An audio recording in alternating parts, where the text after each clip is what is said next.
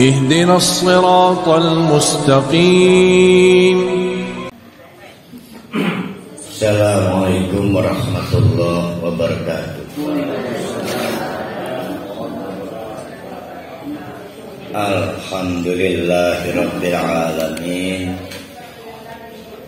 Nahmaduhu wa nasta'inuhu wa nastaghfiruh wa na'udzu billahi min syururi anfusina wa min sayyiati a'malina. May yahdihillahu fala mudilla lahu wa may yudlilhu fala hadiya lahu. Asyhadu an la ilaha illallah wa asyhadu anna Muhammadan abduhu wa rasuluh la nabiyya ba'da. Kita teruskan kajian surah Hud, masih berusaha memberikan sugesti kepada Nabi Muhammad. Jadi Nabi Muhammad ini manusia biasa menghadapi orang-orang Mekah yang kalau ukuran kita udah kepancing emosinya atau memilih mundur. Nah, yang jadi masalah Nabi Muhammad itu paket terakhir, Khatamul Anbiya wal Mursalin, sehingga tidak boleh gagal.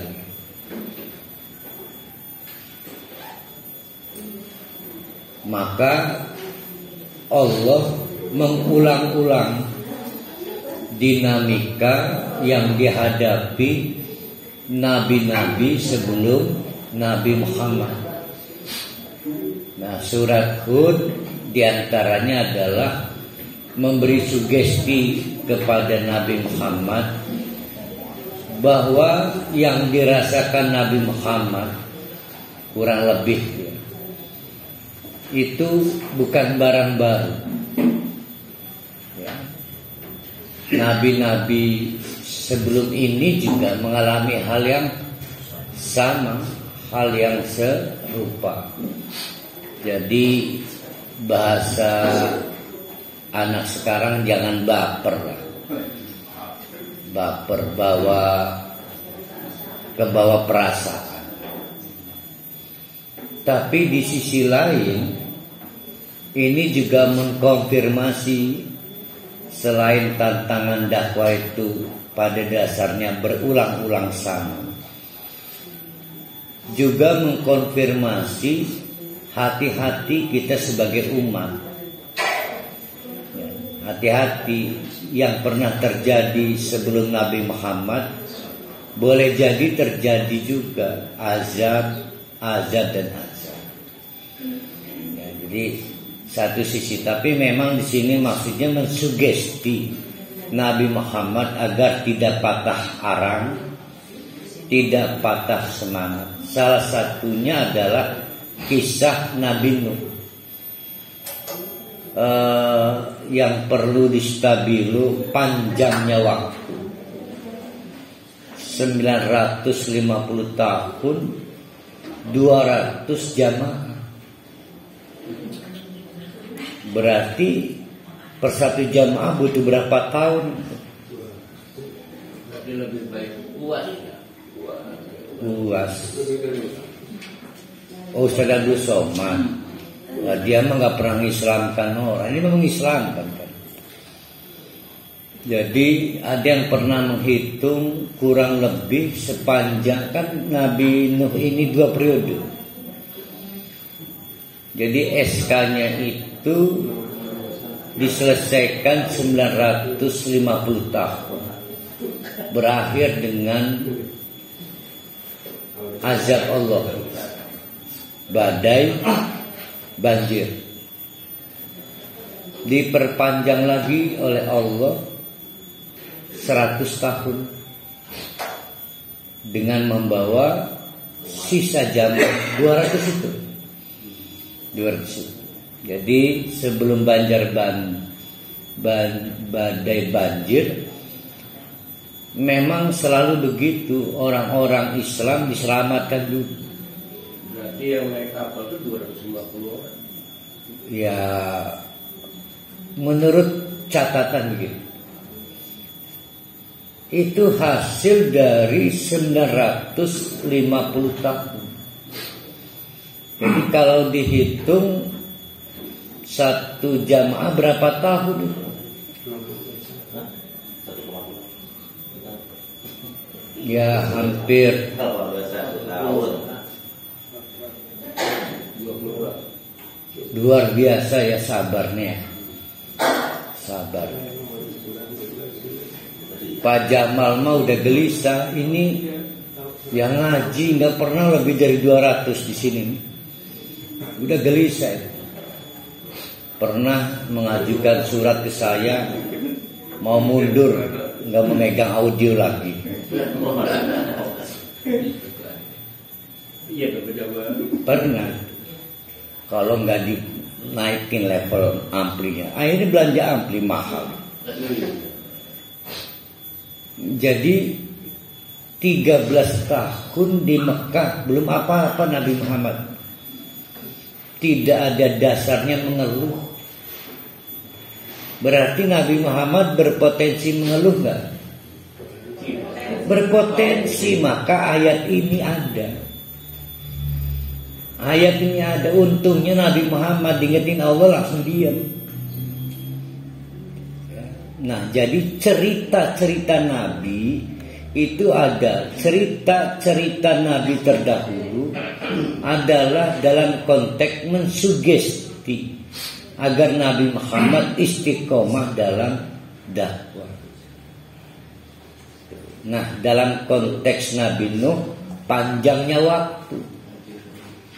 Tapi dalam konteks berdakwah, sebagaimana kita sering dipakai oleh banyak analis, hebat Nabi Muhammad itu hanya 13 plus 10 tahun, total 23, maka dianggap sempurna Islam sampai di Pontang, di Kaujon, di Kejaban, di Sombeng, di Penancangan.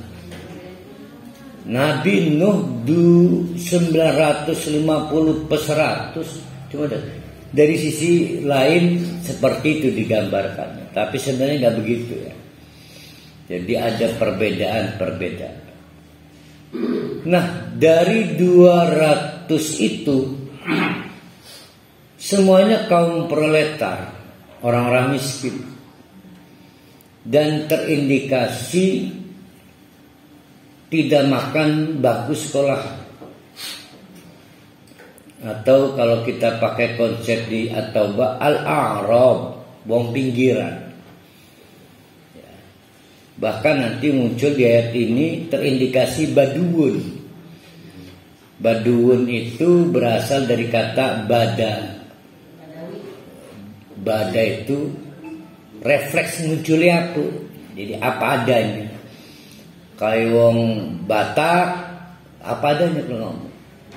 Wong Betawi, wong Tiase, lontar, nggak ada yang disembunyi-sembunyikan. Jadi respon spontan, maka jadi kurang etika, kurang attitude. Nah, kita nyebutnya Baduy.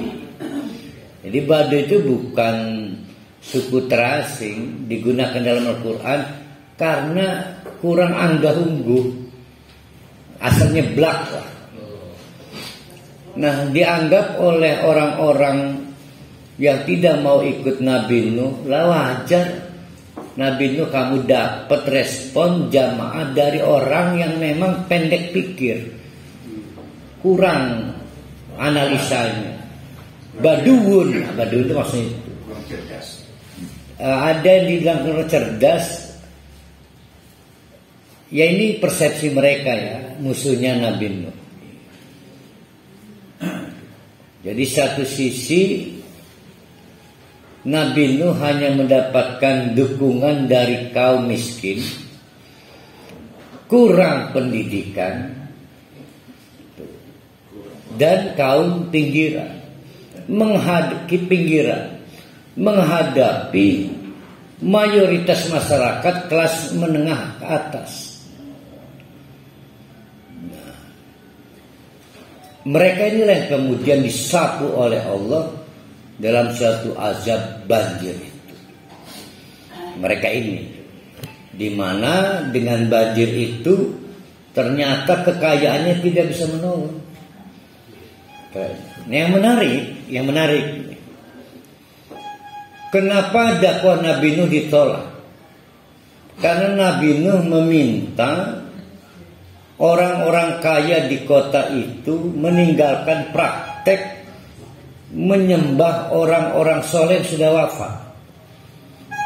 Jadi abuya almarhum itu orang-orang soleh yang ya di sini kan kita banyak yang dikeramatkan, itu dibikin fotonya, bentuknya kayak poster. Oh, tentu zaman itu kita nggak paham pakai apa lukisannya, apakah di batu apa di apa nggak. Lalu disepakati inilah barang keramat. Nah, maka mereka setiap kali memutuskan untuk berangkat bisnis, mengadakan pernikahan, maka menyembah atau meminta keselamatan dari foto itu, lukisan. Dan ternyata sukses. Mereka pada kaya, pertanian maju, fiskal ekonomi stabil. Bayangkan Nabi Nuh meminta orang-orang kota itu meninggalkan cara keliru, uang foto jadi sembah.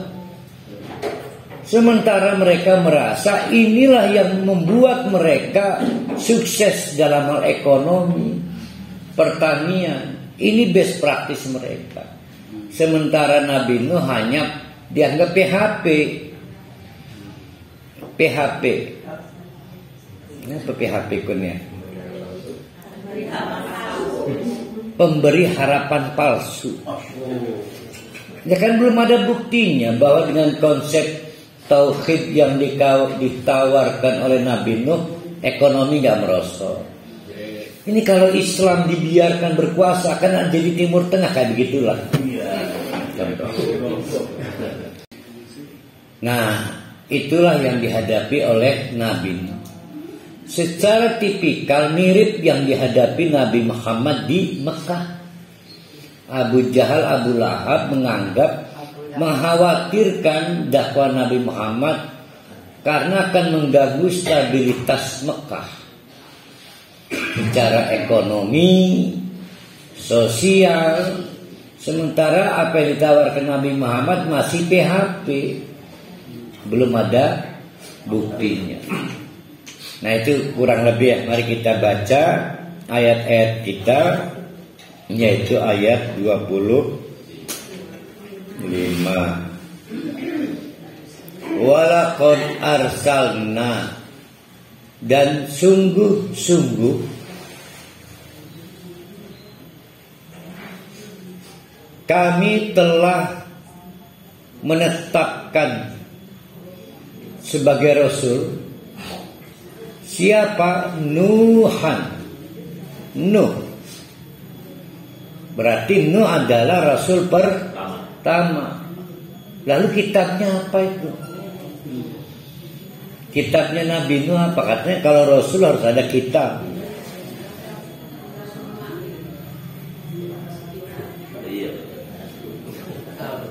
Ya?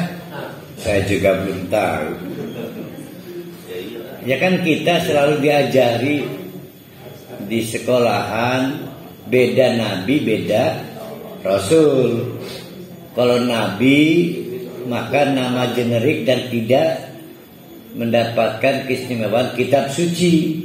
Sedangkan rasul karena mendapatkan keistimewaan menerima kitab suci. Ada yang pernah dengar nama kitab yang diterima Nabi Nuh? Sama. kalau begitu apa dasar Nabi Nuh disebut Rasul? Selain Allah mengatakan walaqad arsalna Nuhan, Nuh itu kami tetapkan sebagai Rasul ila qaumihi, kepada kaumnya sendiri. Jadi pribumi. Nabi Nuh bukan pendatang. Beda dengan Nabi Musa. Nabi Musa itu pendatang, imigran. Dia bangsa Israel, berdakwah di Mesir yang dikuasai Fir'aun dan kawan-kawan. Sehingga nama Musa itu bahasa asli Mesir kuno. Musa itu kalau bahasa Inggris newborn, anak cekeneh dilahirkan, newborn atau newborn, itu Musa. Jadi itu bahasa Mesir kuno, bukan bahasa Yahudi, apalagi bahasa Arab, bukan bahasa Mesir kuno.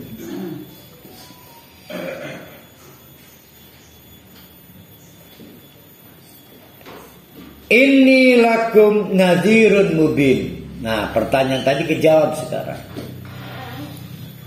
Jadi jangan selalu punya pikiran kalau Rasul dapat kitab, kalau Nabi tidak dapat kitab. Yang benar, kalau Rasul dapat wahyu, kalau Nabi tidak dapat wahyu.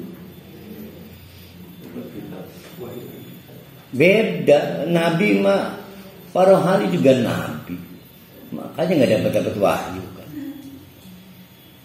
Rasul itu dapat wahyu, apakah dalam bentuk suhuf, apakah dalam bentuk ayat terkompilasi jadi kitab, ataukah dalam bentuk perintah-perintah yang saya dapatnya dari mimpi, dari malaikat Jibril. Sama Nabi Nuh juga kedatangan petugas Allah. Kata petugas ini, salam dari Allah, ya, kamu harus menyampaikan inni lakum nadhirun mubin. Itu wahyunya. Inni lakum nadhirun mubin. Itu wahyu Allahnya tuh. Jangan ditanya itu surat apa, ayat berapa, kitab apa, jangan. Tidak ada perbedaan. Tapi yang jelas bahwa dirinya itu nadhirun mubinun, itu wahyu Allah. Wahyu Allah. Makanya coba pahami lagi struktur kalimatnya dia. Walaqad arsalna Nuhan ila qaumihi. Nuh ditetapkan oleh kami sebagai Rasul dengan dasar wahyu, inni lakum nadhirun mubinun. Paham gak tuh? Belum. Wih, pas berarti.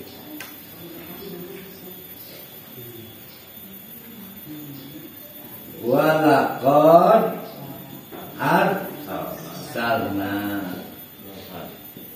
maka Allah menetapkan Nuh sebagai Rasul.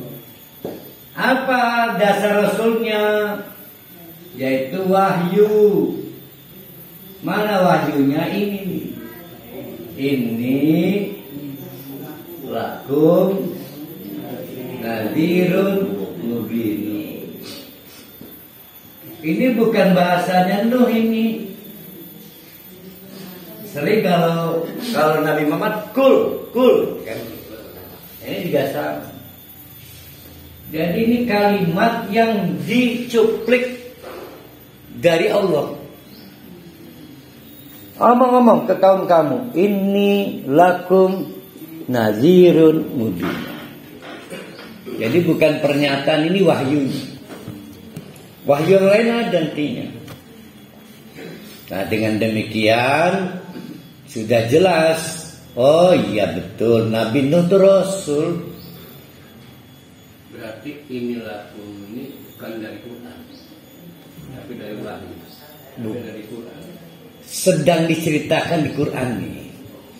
Sedang diceritakan di Quran, di Injil nggak ada masalah. Wong cerita Nabi Isa juga adanya di Quran kok. Di Injil makan nggak ada menceritakan dirinya sendiri. Ya kan nggak mungkin.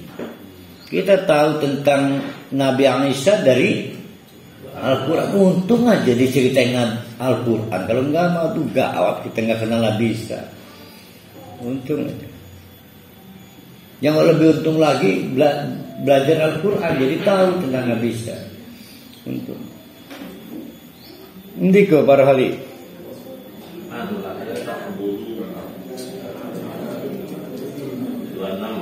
Saya ini berhenti bukan nungguin para hali pangan, gegelati maksudnya. Ini lakum nadhirun mubin. Bahwa saya adalah hanya seorang pemberi peringatan mubinun yang sudah jelas, sehingga Nabi Nuh menolak diskusi, menolak debat, menolak juga seminar-seminar antar agama, lintas agama, menolak,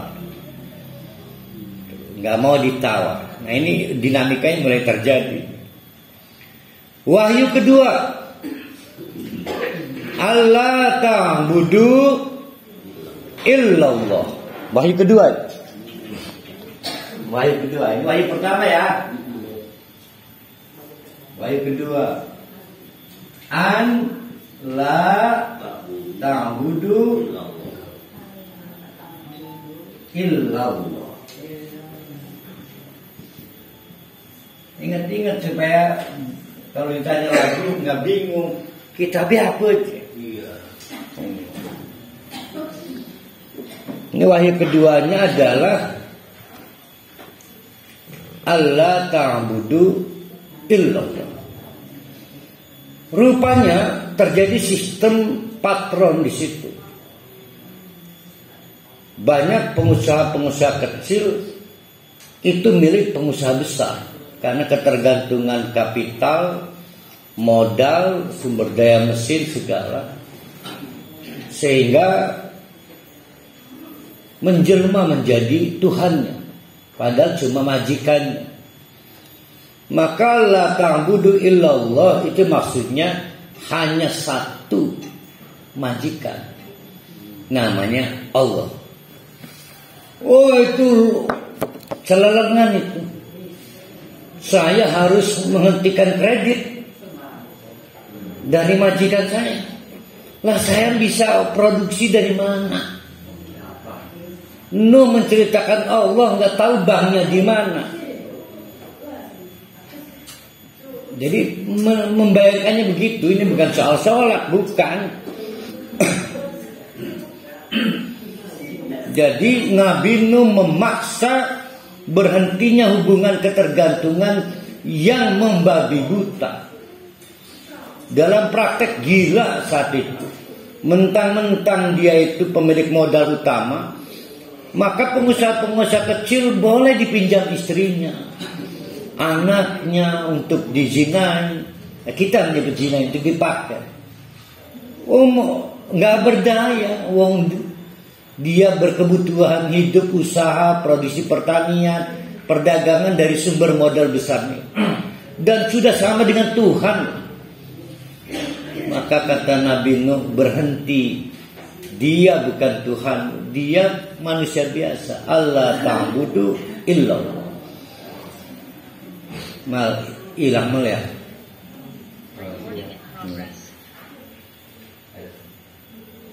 Mana yang lebih menakutkan para hali? Suruh berhenti yasinan atau suruh mengembalikan modal usaha? Mengembalikan modal usaha. Iya. Jadi penolakan keras kepada Nabi Nuh itu karena persoalan keberlangsungan usaha. Maka ditolak bahwa Tuhan mereka adalah pemilik modal, majikan-majikan. Nah begitu kerasnya penolakan sampai secara psikis Nabi Nuh was-was. Maka muncul, ini bukan wahyu nih. Ini akhafu, ini bukan wahyu. Ini akhafu, saya khawatir. Kenapa khawatir? Saking dia takut. Alaikum, akan menimpa kepada kalian azaba yaumin alim, azab hari yang menakutkan, maksudnya akhirat. Maksudnya di akhirat. Tapi banyak juga yang menganggap kapanpun terjadi di dunia ini. Tapi yang dimaksud Nabi Nuh ini di akhirat. Maka ketika akhirnya terjadi banjir, Nabi Nuh sendiri hampir nggak menduga. Hampir nggak menduga, karena kan 950 tahun panjangnya Nabi Nuh itu ditolak dakwahnya.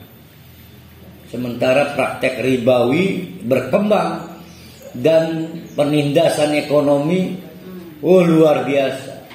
Orang-orang yang tidak punya kekuatan modal, keterampilan usaha ada di kelas-kelas pinggiran. Mereka lah yang kemudian menjadi pengikut Nabi Nuh. Jadi mereka itu hanya mau agama yang menjamin ekonomi maju. Agama yang nggak menjamin ekonomi maju bahaya. Nanti bisa jadi kayak Timur Tengah Indonesia ini. Itu jalan ceritanya Nabi Nuh. Ya. Nah makanya orang-orang soleh yang disembah, fotonya yang disembah, itu adalah orang-orang soleh yang dianggap menjadi pembuka pintu kisah sukses usaha mereka, bisnis mereka. Jadi punya jasa besar lah, mungkin membuka industri, perdagangan. Soleh menurut, kan setiap orang punya sisi religi. Nih sekumpulan penjahat.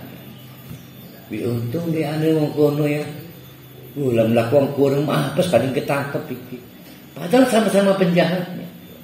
Selalu ada tokoh-tokoh pentingnya menjadi panutan, menjadi patron.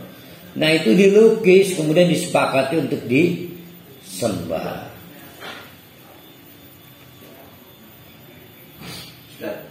Nun.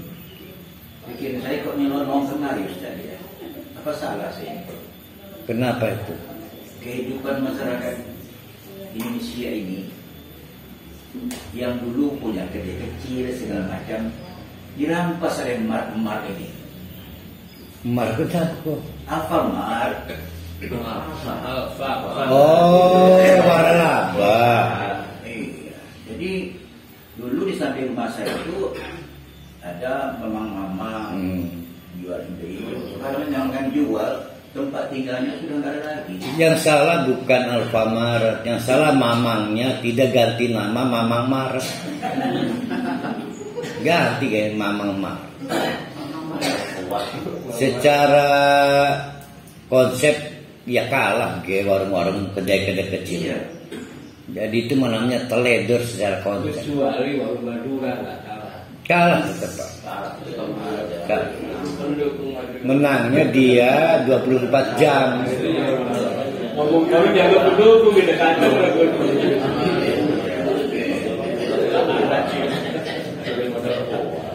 Orang Madura kita.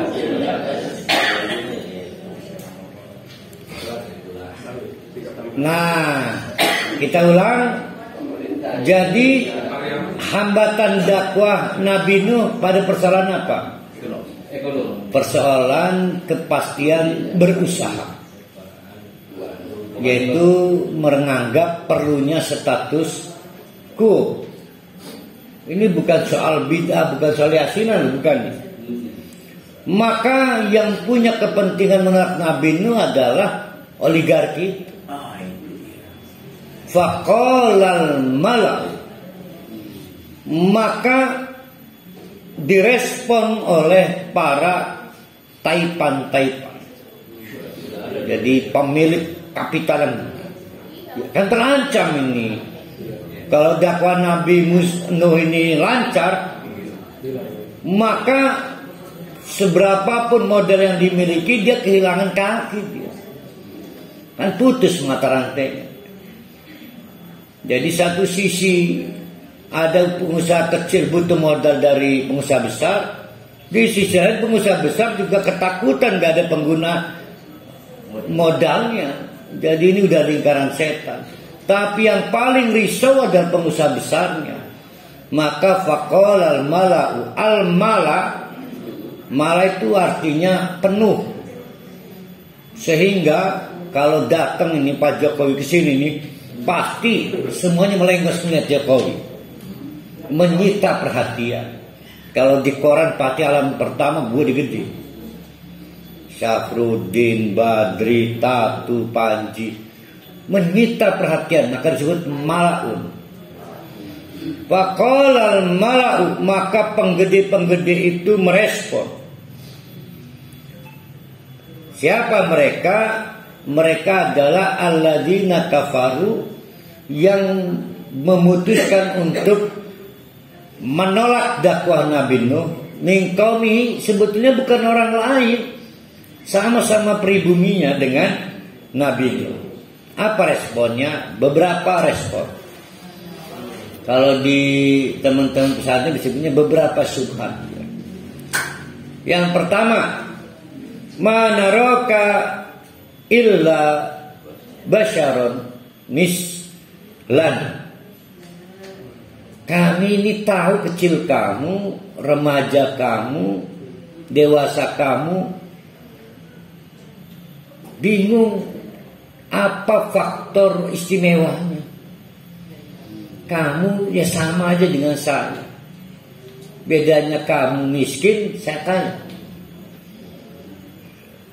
Jadi apa daya tarikmu sehingga saya harus menerima ajaran kamu? Nah ini kadang-kadang memang merepotkan. Contoh saya ceramah di Pontang, pati jarak jemai si rumah kita baru si lagi umbelan je. Laka penghargaan itu. Tapi lamun mau Jakarta singkat, waduh, buras dimasak, botok, wah lengkap sampai segala rupa dilibatkan. Karena sing Jakarta, wong lian. Nah Nabi Nuh juga diperlakukan seperti itu karena apa sih yang istimewa? Nah maka beberapa trik mubalik, kalau dia dakwah di tempatnya, maka ngaku dapat ilmu laduni harus. Ilmu laduni. Tiba-tiba bisa menyembuhkan orang. Baru dia punya ini, dia punya power sebagai mubalik. Lah saya mah mikirin amat ya. Jadi akhirnya orang-orang pengusaha-pengusaha besar di tempat itu menolak bergabung dengan Nabi Nuh karena dianggap Nabi Nuh tidak memiliki faktor X. Ya, faktor X yang jadi magnet. Maka nanti di ayat berikutnya dia paham maksud pembesar-pembesar itu. Dia maunya itu sejenis malaikat. Malaikat itu udah kesohor zaman itu, udah dikenal, suka membuat terpukau lah dengan tontonan angin kencang, laut kemudian gelombangnya tinggi. Dikenal itu ulah malaikat. Kudune jenuh kayak malaikatku, tegar dengan ikut. Maka dijawab oleh Nabi Nuh, saya mah bukan malaikat, saya mah manusia biasa. Lagi pula bloon juga itu orang-orang itu. Andai kata Rasulnya adalah malaikat, cara mencontohnya gimana? Karena malaikat orang duwe rabi, orang bisa ngebangun rumah tangga, cara mangan orang kedeleng, malah membingungkan. Dia nggak bisa jadi model dalam hidup. Makanya kalau ustadz nggak pengen ditiru, abuya nggak pengen ditiru, salah dia. Kan lebih banyak kalau udah mulai khas, istimewa tadi itu, nggak mau sama dengan jamaah. Cara jalannya di slow motion kan. Sorbannya begini. Sorbannya Nah itu masih Rucitom. Apa? Bukan yang pengacara itu. Nggak Hotman. Tidak boleh cincinnya sama dengan jamaah. Kata si Abuya, itu bagus amat jamrut tuh, kasihin, karena nggak boleh sama. Nah itu namanya nggak nabi banget, harus mudah ditiru. Kalau pakai sorban harus mudah ditiru pakai sorban. Saya nyoba nggak jadi udah tuh. Wati. Katanya di Shopee ada yang jual online, sudah tinggal pakai gitu. Duit laku, nggak beli. Nggak boleh jadi ustadz tidak mudah ditiru, nggak boleh. Maka ustadz Nabi itu basar misluna, sama emosi, marah juga. Maka Nabi akan dicontoh cara mengendalikan marah. Nabi juga kesengsem, matanya juga wajar kayak kita. Maka Nabi dicontoh cara mengendalikan mata, cara mengendalikan lisan, cara mengendalikan pikiran. Ini maka kadang-kadang si remur kayak Abu Yakub. Namanya kita manusia biasa, sudah kayak melekat itu makanya. Dia orang pontang melekat. Buron harus tekel.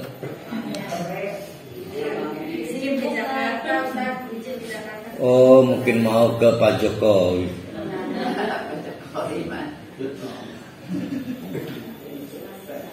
Dua, yang pertama tadi kami pengusaha-pengusaha besar tidak melihat Nabi Nuh punya faktor X.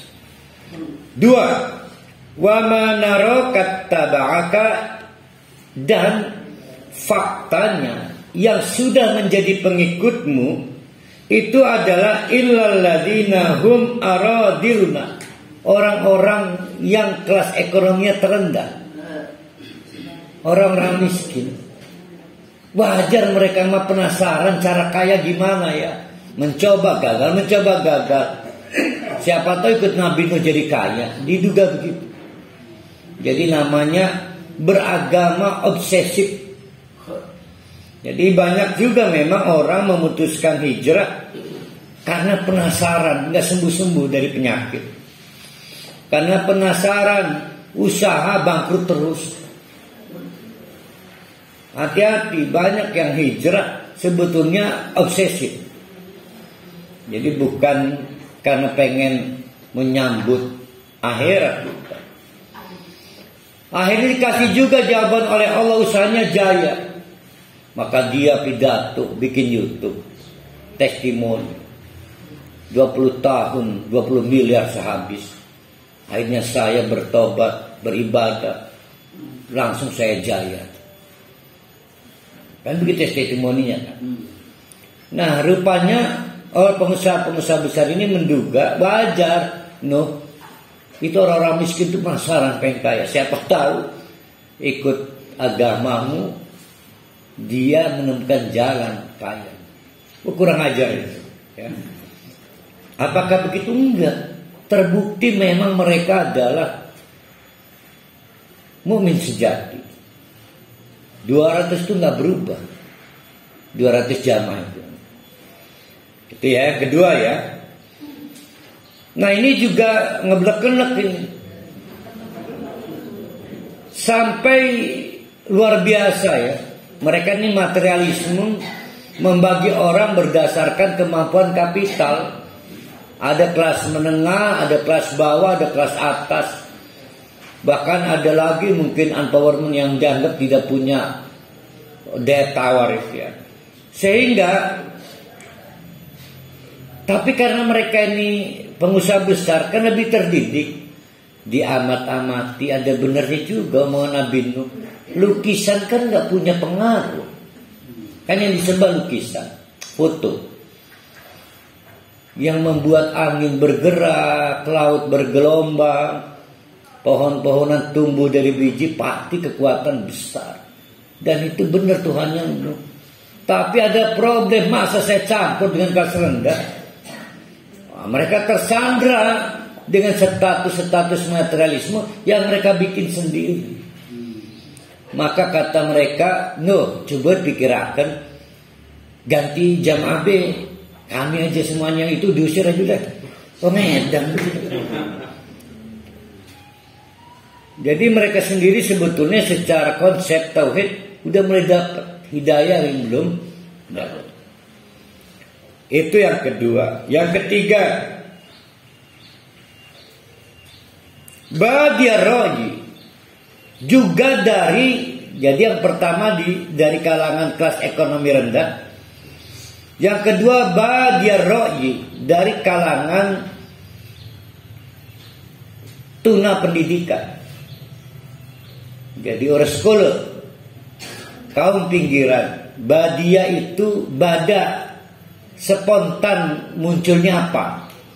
Asalnya blak lah, kayak orang Pontang, Tirtayasa, Betawi, Batak, sehingga dalam ngomong laka etika, tidak ada attitude-nya. Nah ini dianggapnya wajar mereka mah kurang pendidikan, gak dinalar dulu, gak dimasukkan ke lab ajaran Nabi Nuh, langsung milu. Kan mereka menalarnya rendah. Padahal mah gampang ngejawabnya. Yang lama berpikir menerima dakwah Nabi Nuh yang bodoh. Ngapain dong nazirun mubinun kok? Sudah jelas nggak perlu diskusi. Ngapain pakai dinalar lama-lama? Yang cepat menerima dan sadar ya pinter. Iki majikan meninggalkan bid'ah kok. Bentar perlu saya pikir-pikir dulu ya. Berarti bodoh dia. Kenapa belum berhenti dari bid'ah? Perlu pertimbangan. Bodoh mas kelamaan. Sudah Ya, logika mereka pakai keliru. Jadi yang cepat merespon syahadat itu yang pintar, bukan yang bodoh. Mereka malah bilang wajar. Mereka itu badiar, orang yang lemah nalar, sehingga gampang ke bawah arus. Kalau kami kan perlu dulu pertimbangan, seminar, penelitian, kemudian studi kelayakan, studi banding, studi apa lagi tuh Bu Haja Neneng? Studi tour. Wong benget studi tour, masih lagi field trip. Wa ma naro lakum alaina min fadlin. Dan kami lihat, kamu itu dibandingkan saya itu nggak bisa berkompetisi, kamu nggak punya kelebihan apa. Tentu yang dimaksud adalah usaha bisnis. Yang dimaksud usaha bisnis. Jadi apa yang bisa mempengaruhi kami? Kecuali kamu pemilik kapital besar. Kalau kamu nggak keluar dari ajaran kamu, saya stop keran modalnya. Maka nanti dijawab, saya emang gak punya apa-apa, yang punya apa-apa soal keran mengalir dan tidak mengalir Allah. Gitu. Nanti jawabannya begitu. Baladun nukum kadibin. Jadi kesimpulannya dari 1, 2, 3, 4. Yang pertama apa? Kamu tuh cuma manusia biasa, gak kayak malaikat, tidak punya faktor X. 2, yang mengikuti kamu faktanya hanya dari kelompok ekonomi lemah dan dari kelompok tuna pendidikan, lemah nalar. Yang keempat, kamu tidak mampu bersaing dalam hal bisnis dengan saya. Maka mereka berkesimpulan bal nadunnukum kadibin. Dugaan kami, kamu itu akal bulus doang. Akal bulus. Di otak mereka ini sebenarnya jalan pintas pengen menguasai bisnis. Nggak punya modal kan jual ayam. Tuh. Jadi nggak jauh larinya dari persaingan ekonomi. Dipikirnya kalau Anies jadi presiden, mereka jadi bangkrut. Jadi nggak jauh dari situ. Bangkrut nggak. Di Anies kedua kan di Perhali. Kuningan ya. Lahirnya di Kuningan.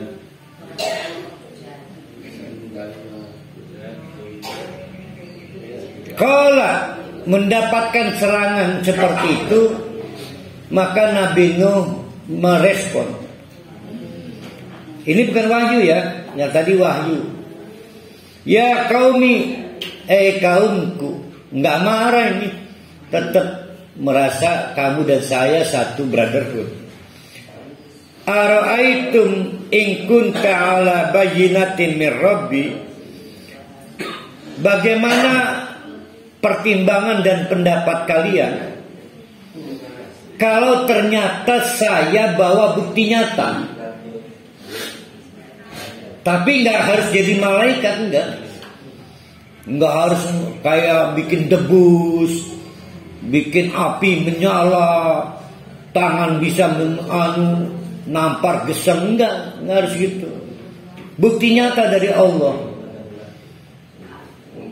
Wa tani rahmatan, kemudian plus saya diangkat sebagai rasul. Jadi kalau ada kata rahmat kaitan dengan nabi, itu pasti oleh ahli tafsir diterjemahkan kerasulan.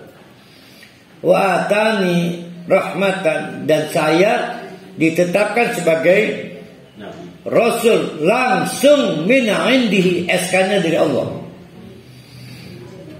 Fa ummiyat alaikum, maka kalian dibutakan. Lihat fa ummiyat, fa atau summa. Fa, kalau summa butuh waktu, kalau fa nggak butuh waktu. Rupanya Nabi Nuh ngomong nggak dinalar, nggak dipikir apa ya kamu tetap aja tutup mata, tutup telinga, percuma. Saya bawa bukti nyata dari Allah. Karena pakai fa kan kudu nima, iya tak? Ya sejam lah, gue kumpul anak Rabi Jepit. Iki malah dia yang langsung nyeblak ngerespon. Anulzimukumuha wa antum laha karihun. Kan gak mungkin kan, kata Nabi Nuh, saya paksa kamu bersyahadat sementara kamu sebetulnya gak senang. Saya gak mungkin memaksa orang ikut menjadi pengikutku dalam posisi gak senang. Sama dengan Allah gak akan mencatat amal orang sholat tapi males. Sholat tapi males. Wa antum kusa lah. Sholat tetap sholat, cuma males. Kok tetap sholat? Karena takut kelihatan orang gak sholat. Kok tetap sholat? Takut kualat, padahal males, tapi tetap sholat. Nah itu maksud antum. Jadi Nabi Nuh juga menolak memaksa mereka masuk Islam karena terlihat wajah dan jiwa kebencian pada diri mereka. Saya nggak ngotot-ngotot amat. Itu jawaban yang respon Nabi Nuh terhadap argumentasi yang pertama soal innama ana basyarum mislukum. Ini jawaban yang argumentasi kedua. Masih ingat ada berapa argumentasi para ahli? 4 ya. Wa ya qaumi, hai kaumku, la as'alukum alaihi malan. Udah sih nggak usah ngomong-ngomong soal siapa kaya siapa miskin. kamu anggap yang menjadi pengikutku itu adalah dari kalangan ekonomi lemah. Bahkan kamu menduga saya juga punya motif mencari kekayaan karena kamu mengira saya ini orang miskin. Kata Nabi Nuh, jangan mempersoalkan soal harta. In ajriya illa 'ala Allah, karena tugas saya ini pun tidak dalam rangka pamrih untuk mencari upah. Paham gak nih? Oke, kita buat lebih objektif. Ada orang saking kepepetnya, maaf ini, setelah sebenarnya megawir ada terikat aku kan. Itu tuh. Jadi boro-boro saya pengen bisnis sebagaimana tuduhan musuh-musuh Nabi Nuh. Buang saya dakwah aja nggak minta upah kok. Jadi dinalar aja. Kecuali sayanya narik. Maka berarti ada motif nih. Bukan motif menjual agama, bukan. Ini konstruksi berpikir. Kalian bombastis amat sih nuduh saya pengen merebut bisnis dengan cara nggak bawa modal tapi bawa agama. Bagaimana ceritanya wong saya ngajar juga minta upah, berarti saya lagi nggak punya niat jadi orang kaya semua. Itu maksudnya. Saya sering dengar tuh jadi ustadz jangan nyari uang. Lah nggak cari uang nggak makan. Bukan kesana arahnya. Jadi menjawab tuduhan terlalu bombastis. Nah, baru bisa dituduh tuh kalau misalnya Nabi Nuh pakai tarif. Kata manajernya kalau 200-an orang 5 juta per haur per jam. Kalau 1000 orang ya diskon lah, cukup 100 juta. Mestinya 200 mestinya 100 juta. Nah itu baru tuh punya motif tuh. Baru boleh dituduh, sebetulnya batu lompatan dakwah itu. Dia pengen mengumpulkan modal lalu bikin usaha MLM, syariah, hotel, segala misalnya. Misal ini mah. Enggak persis masuk malah lebih dari itu gitu. Lebih. Mana itu? In ajriya, karena soal bagaimana cara saya mendapatkan upah itu illa 'ala Allah, urusan Allah. Urusan Allah, bukan urusan kamu. Wa ma ana bitaridil ladina amanu. Nah, soal usulan mereka, jadi rupanya seiring waktu ada yang menceritakan tahun ke-400. Ini orang-orang kaya, karena Nabi ini penyabar ya, ditolak tapi tetap aja pidato aja. Dia dari pintu ke pintu, dari office ke office, lur wisilur, bersyadat terus aja. Lama-lama kepikiran juga. Akhirnya, Kang, sebenarnya kita mulai tertarik ajaran kamu itu. Cuma masih sih kita kumpulkan wong miskin sih. Cuma sih ganti jamaah. Maka dijawab berkaitan dengan masalah kapitalisme ya. Dijawab hilang, tapi di mana itu adanya itu?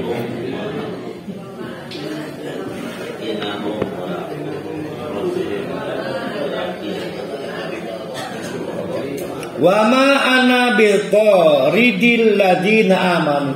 Lamual bakal jasa saya harus mem-PHK orang-orang yang sudah terbukti bersyahadat. Ganti jamaah yang nggak mungkin banget. Kenapa nggak mungkin? Innahum mulaqu rabbihim walakinni kok ke situ?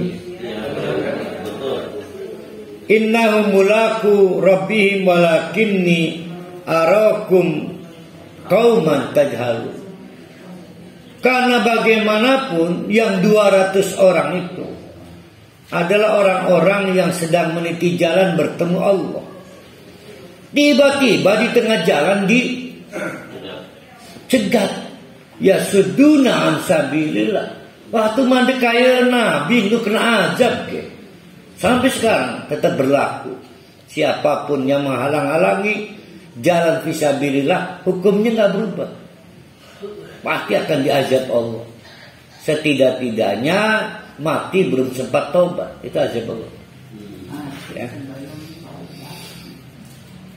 Walakinni arakum qauman tajhalun. Bahkan saya pikir kamu yang bodoh. Kenapa disebut bodoh?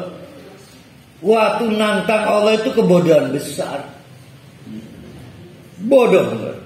Jadi terlalu bodoh untuk orang kaya seperti kamu. Terlalu bodoh. Malu saya kalau ada menteri asal ngomong, wah kalau Islam besar bahaya ini, radikalisme. Malu. Seorang pejabat tinggi ini sama begini nih, malu.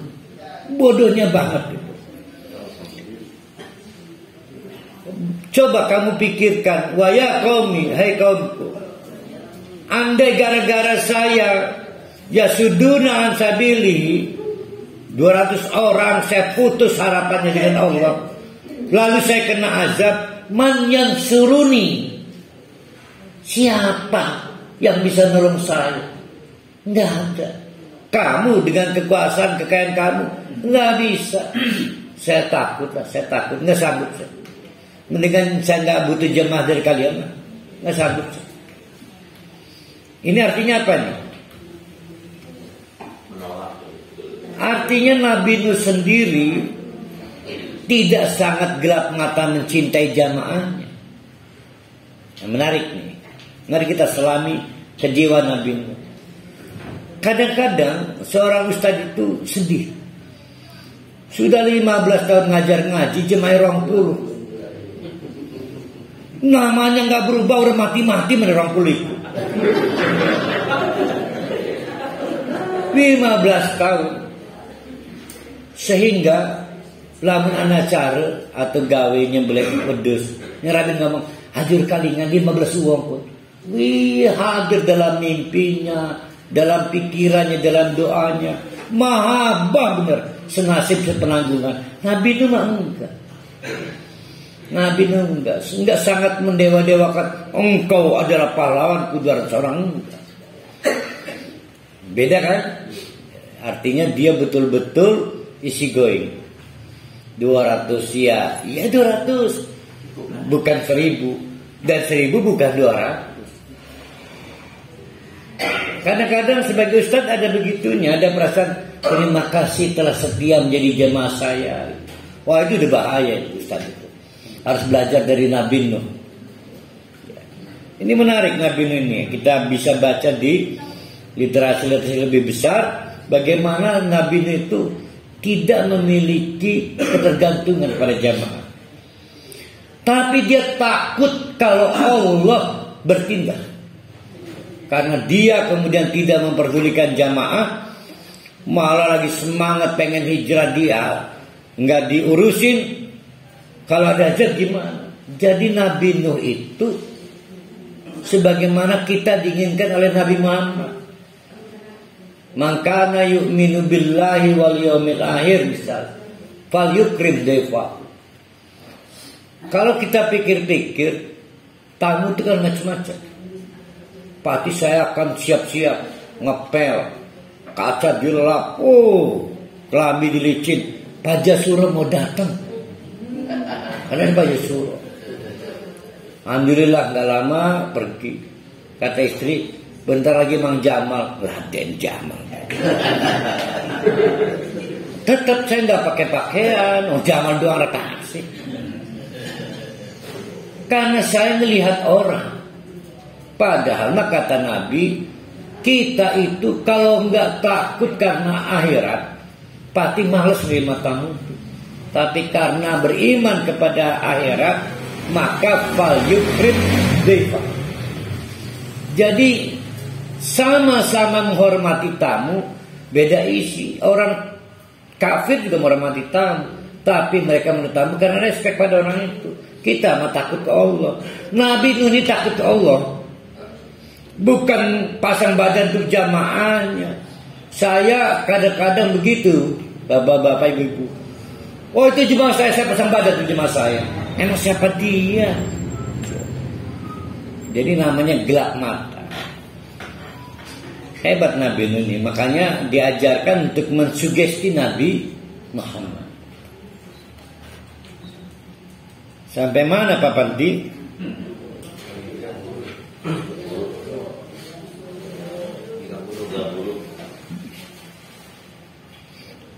Wa ya qaumi man yansuruni minallah. Kalau saya dihukum Allah gara-gara menghalang-halangi 200 orang yang mau bertemu Allah, lalu saya diazab, siapa yang bisa menolong saya? Enggak ada.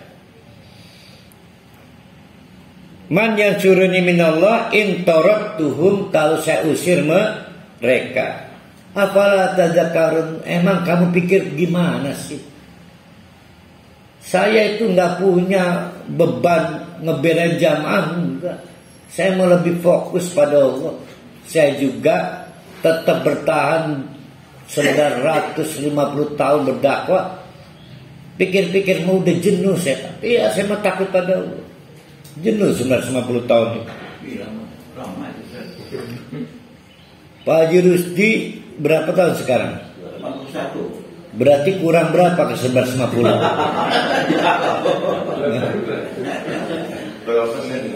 Saya mah bukan nggak percaya akan hidup memanjang itu, capek, jenuh. Karena kan nggak mungkin memuda Rusdinya. Nggak mungkin memuda, malah menua. Sementara perempuan yang muda-muda tampil terus. Aduh, kesedihan doang. Matanya nggak mengenal, mau nengok aja dia cantik. Oh, itu namanya fitrah. Oh, nggak salah saja. Nggak salah. Yang salah itu adalah pura-pura nggak lihat. Salah. Mana itu? Wala aqulu lakum indi khazainullah. Ini menjawab argumentasi yang ketiga. Yang keempat, yaitu soal merebut kapital. Saya juga memang tidak menguasai perbendaharaan Allah. Nggak megang modal saya. Nggak usah ngomong soal itu deh. Dengan saya maksudnya itu ya. Wala a'lamul ghaiba. Terus jangan paksa saya sok tahu soal gaib kayak yang kamu ceritakan. Jadi mereka membandingkan Nabi Nuh jadi malaikat, enggak. Tapi itu yang ada di foto hebat. Dia bisa menerka besok akan terjadi apa. Kata Nabi Nuh itu mah gaib, saya mah nggak bisa. Jadi bisanya apa Nabi Nuh ya? Jadi apa ya? Wala aqulu inni ma'akum. Saya juga nggak bisa mengklaim punya kekuasaan. Wala aqulu lil ladina tajdari ayunukum la yu'tiyahumullah khairan. Plus saya juga tidak bisa meyakinkan kepada orang-orang yang tasdari itu.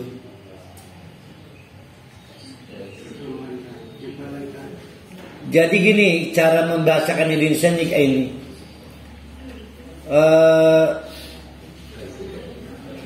Tutup mata terus apa tuh?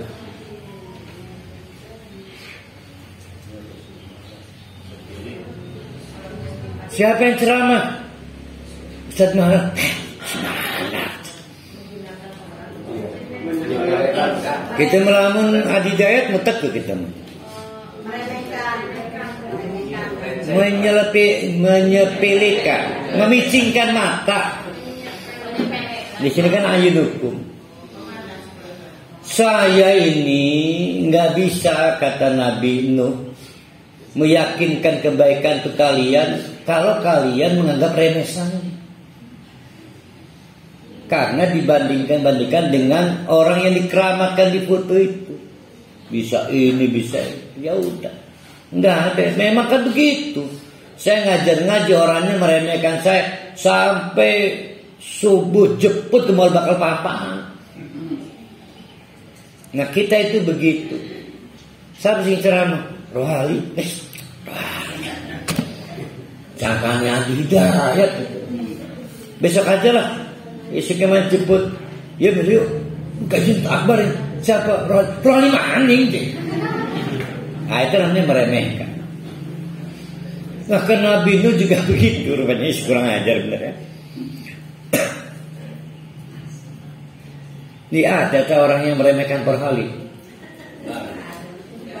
Saya belum pernah dengar orang meremehkan parohali. Yang saya dengar Bu Rohaya ngalam-ngalam parohali.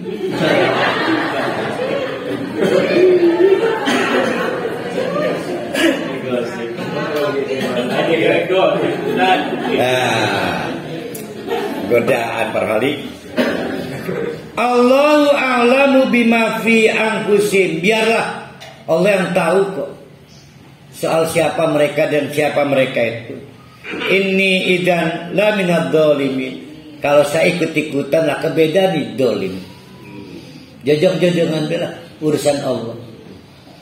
Saya memang gak mau ikutan. Saya mah tugasnya plek in wa ma alaika illal balagh.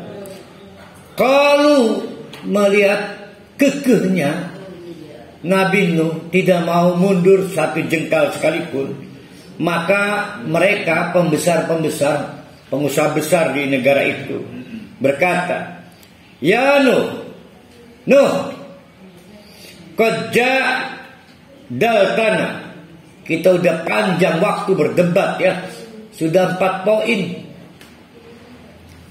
Argumentasi 1, kedua, ketiga, keempat.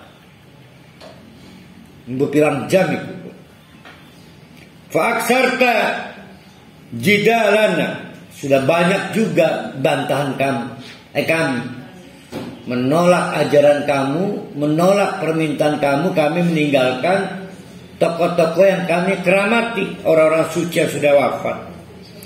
Fatina bima ta'iduna rizqana billah. Jengkel barang ketikun ruwet dalam syirik. Kenapa ruwet? Baru kali ini ada orang gak takut pada saya. Orang mah pada butuh modal saya, kamu mah lama-lama kamu ini susah diatur tapi menjatuhkan saya. Udah gini aja, yang kamu bilang khawatir, takut ancaman azab alim, buktikan. Jadi orang sombong karena tidak ketemu celah untuk menundukkan Nabi Nuh. Ya. Udah, apa kok nih ancamannya apa? Coba buktikan. In kunta minas shodiqin, kalau ancaman kamu benar, yaitu azabun alim. Qala, kata Nabi Nuh, saya cuma nyampaikan amanat Allah. Menurut sunnatullahnya, siapa yang menolak panggilan Allah pasti akan diazab dengan azab yang pedih. Saya nggak ngancam. Yang ngancam siapa? Allah. Maka kata Nabi Nuh, qala mana itu? Innama yatikum bihillah insya'a. Yang akan terjadi pada kalian urusan Allah. Kalau Allah kendaki, bukan di tangan saya dan tidak ada urusan dengan saya. Karena saya nggak benci kamu, nggak marah ke kamu. Saya juga nggak pasang badan untuk 200 jemaah saya. Ini bukan soal tarik menarik saya pilih kamu atau dia, bukan. Apalagi kayak lagu Elvi itu. Seperti Vera, kamu pilih yang mana? Anis. Ya, seperti Vera itu malah. Bukan Tiara saya. Ya? Bukan Tiara ya. Tiara mah cover lagu Malaysia. Di penjara itu Tiara.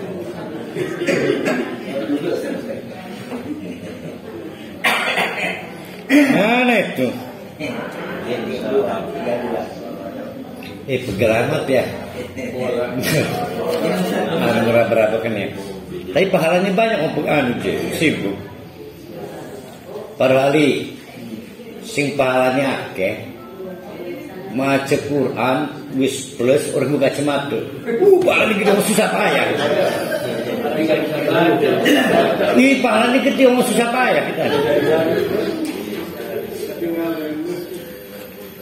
Wala yang faukum nushi, maka nasihat tulus sekalipun dari saya tidak punya dampak, karena secara psikis kamu udah meremehkan saya. In aratu an ansahalakum, kalau saya memang ingin memberi nasihat yang tulus. Nasihatun itu artinya tulus ya. Nasihatun itu tulus, bukan nasihat. Ada kan hadis ad-dinu nasihatun liman lillahi walir rasuli. Artinya bukan nasihat dalam bahasa Indonesia, artinya tulus. Tulus itu salah satu judul lagunya Sepatu. Ya, lagu Tulus maksudnya. Sepatu.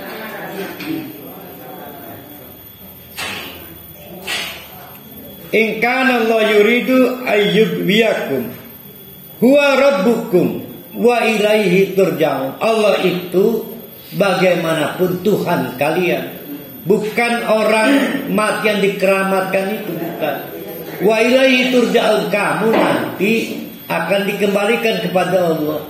Sementara orang mati yang dikeramatkan dalam foto itu tidak punya urusan kamu kembali ke sana. Am yaquluna iftarahu, apakah mereka ngotot mau membuat satu bualan, mengada-adakan kebohongan? Kul, oke, no, omong ke mereka, ini ancaman. Ini taraitu, kalau saya memang dituduh soal dua wahyu tadi. Yang pertama apa wahyunya? Inni lakum nadhirun mubin. Wahyu kedua, Allah ta'budu illallah. Di anu manguhi ya. Ya ni grup wadon anu manguhi. Wih kaget.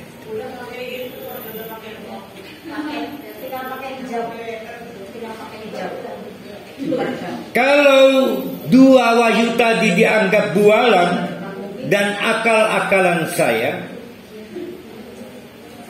fa'alayya ijrami, maka saya tanggung akibatnya. Mau baik, mau buruk, saya ambil resikonya. Wa ana bari'um mimma tujrimun, kamu gak usah ikut-ikutan nanggung resiko yang saya terima. Kalau memang saya berdusta soal dua wahyu tadi. Wa uhiya ila Nuhin, padahal betul yang dua hal tadi memang diwahyukan kepada Nuh. Apa wahyunya? Annahu la yu'mina min qaumika illa man qad amana, bahwa pada akhirnya yang akan memutuskan bersyahadat, beriman adalah yang 200 tadi.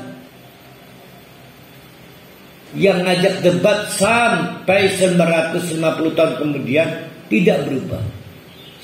Nah itulah kenapa diceritakan 200 itu nggak berkurang, nggak bertambah. Berarti sama-sama usianya sebegitu juga.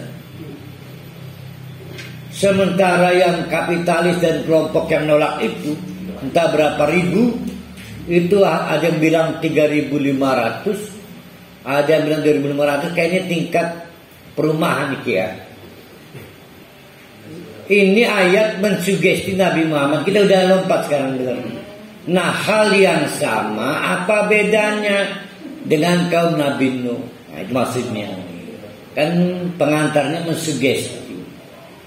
Jadi kamu cuma 10-11 tahun, Nabi Nuh 950 nggak berubah, tetap 200 jamaah. Maka dalam konteks dan situasi yang sama, kamu harus berpendirian bahwa semua yang disampaikan padaku adalah wahyu. Resikonya saya kalau saya bohong dan tidak akan bawa yang lain. Jadi nyantai aja. Kalau saya bohong, tapi nyatanya kan tidak bohong. Kalau saya ngomong begini, Pak Jamal, kalau saya salah, resikonya saya, Pak Jamal aman. Tapi kalau saya benar gimana? Nah itu maksudnya. Kalau saya benar, azab milik siapa? Nah, yang jadi masalah, kaum Nabi Nuh akhirnya habis. Durhaka itu. Timbul pertanyaan, apakah yang 200 ini Arab atau bukan? Arab itu artinya yang punah atau bukan? Ada yang mengatakan ini kaum punah, Arab punah. Tapi nyatanya 200 ini adalah lanjutan dari dakwah pertama. Ditambah 100 tahun, total menjadi 1050. Namanya sama, angkanya sama, 200. Enggak nambah-nambah.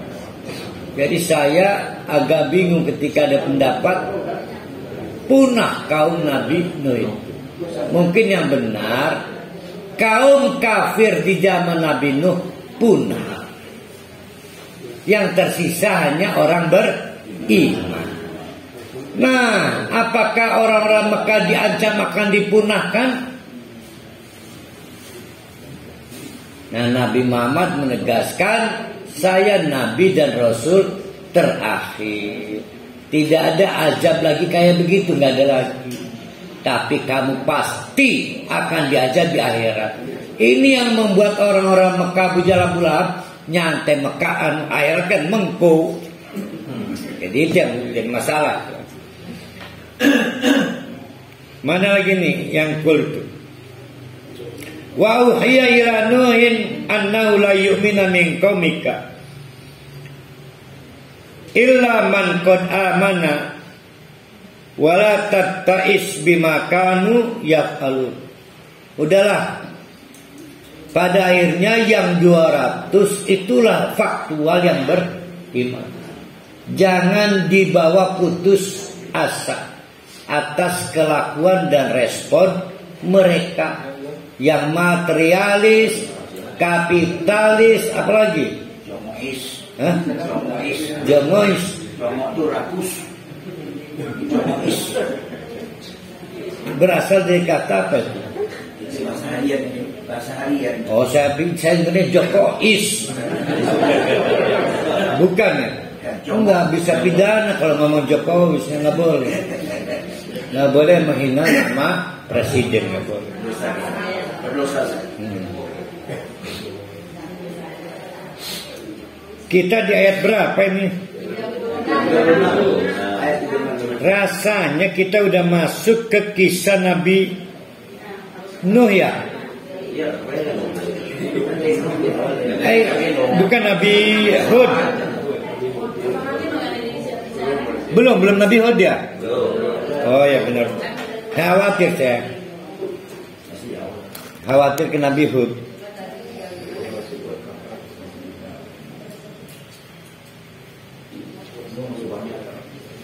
Wasna. Nah, ini ada pembicaraan serius. Apakah pada waktu nasihat Allah mempersiapkan kapal, Nabi Nuh sudah tahu akan ada badai, akan ada azab? Nggak tahu. Jadi inilah Nabi Nuh. Dan itulah bedanya kita. Nabi mau dikon gawe kapal dikon gawe burak. Apa aja disuruh Allah mau. Kalau kita kan kenapa sih kini gawe burak segala pun, aduh repot, nakon maning. Jadi disuruh buat kapal tanpa penjelasan. Buat kapal.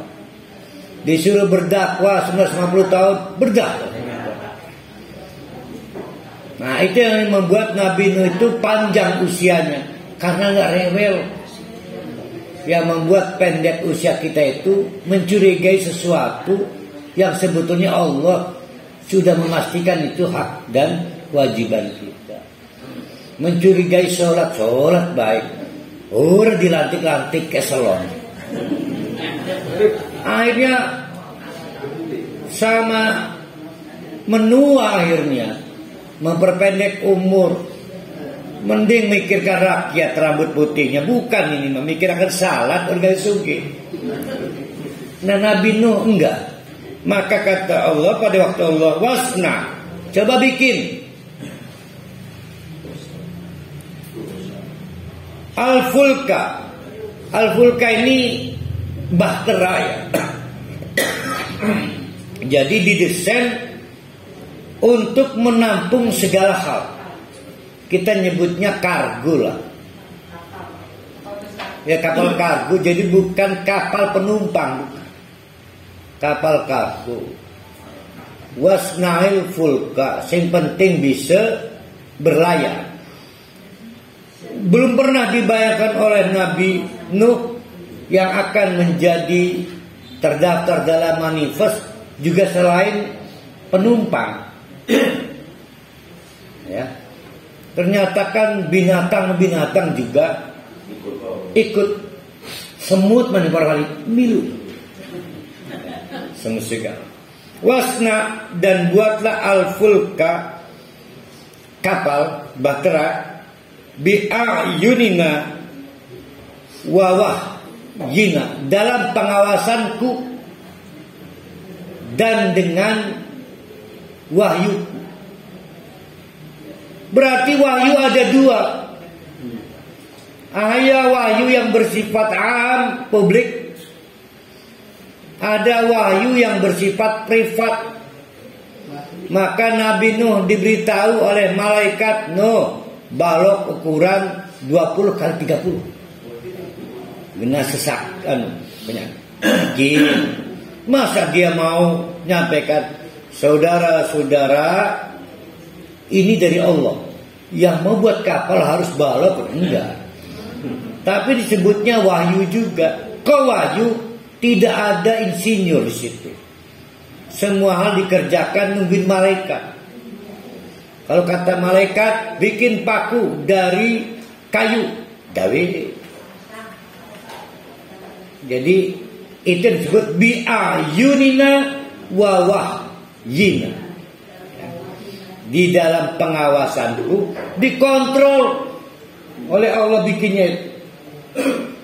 Karena dikontrol, dicemooh, diledek, dipersoalkan, dan apa-apaan jojong baik, karena dia lebih takut kepada Allah, tidak takut kepada cibiran orang. Ada film non-Islam menggambarkan seorang pendeta gila. Dia tinggal di daratan dan memutuskan untuk membuat kapal. Nah, jamaat di gerejanya akhirnya kehilangan kepercayaan karena dianggap udah gila pendeta ini. Mereka nggak mau lagi mendengarkan khutbah-khutbah pendeta ini. Beneran bendungan terdekat dari daratan itu jebol. Terjadi banjir yang nggak pernah terbayangkan karena daratan ini nggak mungkin akan pernah banjir. Akhirnya si pendeta ini adalah orang yang selamat dari banjir itu. Bersama pendeta ini kambing dan binatang-binatang ternak. Saya nggak tahu apakah ini maksudnya Nabi Nuh atau bukan, tapi film non-Islam, film Eropa. Sama di situ digambarkan si pendeta ini nggak pernah cerita untuk apa, enggak. Saya dapat wahyu. Nah, maka jemaat-jemaat mempersoalkan hari gini masih ada wahyu. Emang malaikat masih kerja hari ini? Nah, menarik juga tuh. Kan malaikat Jibril udah pergi, udah resign. Karena nabi terakhir adalah Nabi Muhammad sallallahu alaihi wasallam. Wala yukhatibni fil ladina dzalamu innahum mu'raqun. Jangan kamu reken orang-orang yang dolim ke kamu. Bentuk kedolimannya adalah mengganggu proses pembuatan kapal, menghilangkan kepercayaan diri dengan menganggap orang gila itu, disabotase material-materialnya, dipermalukan, nggak boleh ngutang warteg, macam-macam lah. Innahum mugraqun. Barulah akhirnya Allah ngomong innahum mugraqun. Biarin mereka tenggelam tinggal. Karena dianggap nggak membantu bikin kapal. Kalau membantu kan masuk menifes, masuk daftar penumpang. Nah, Nabi Nuh takon emar udan gede. Karena mugraqun di sini. Nah, kan B. Maksudnya itu tidak ikutan naik kapal mugraqun itu. Mulailah berkembang isu bahwa kegilaan Nuh semakin menjadi-jadi. Bagaimana tidak dianggap gila itu kapal di atas bukit? Ya, di atas bukit Nabi Nuh menyampaikan ini mah jaga-jaga takut ada banyak tenggelam. Wong edan kapan balik nyampe ini bukit? Oh, ini jadi semakin intimidatif. Wa yasnaul fulka, tapi jojong baik. Istimro, terus menerus, tidak kenal waktu, tidak menggubris kedoliman orang-orang. Kapal bahtera itu dikejar dibikinnya. Wa kullama marra alaihi mala'un min qaumihi sahiru. Setiap kali orang-orang kaya, pengusaha-pengusaha besar ngelewat, Nuh lagi gaya kapal ke edan gitu. Edan. Sahiru minhu.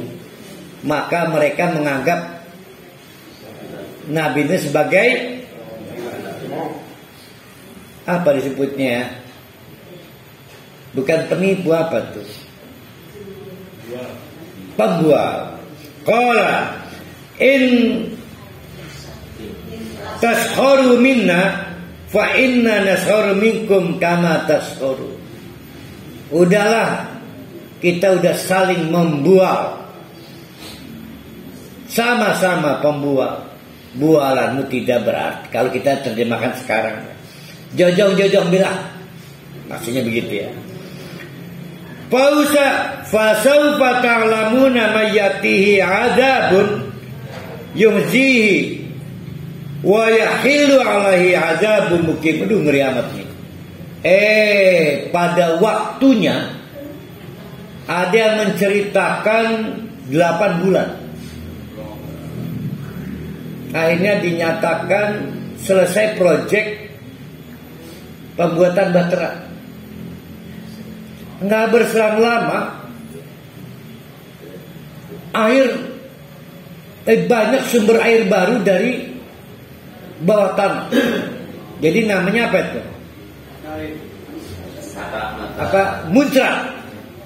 Muncrat.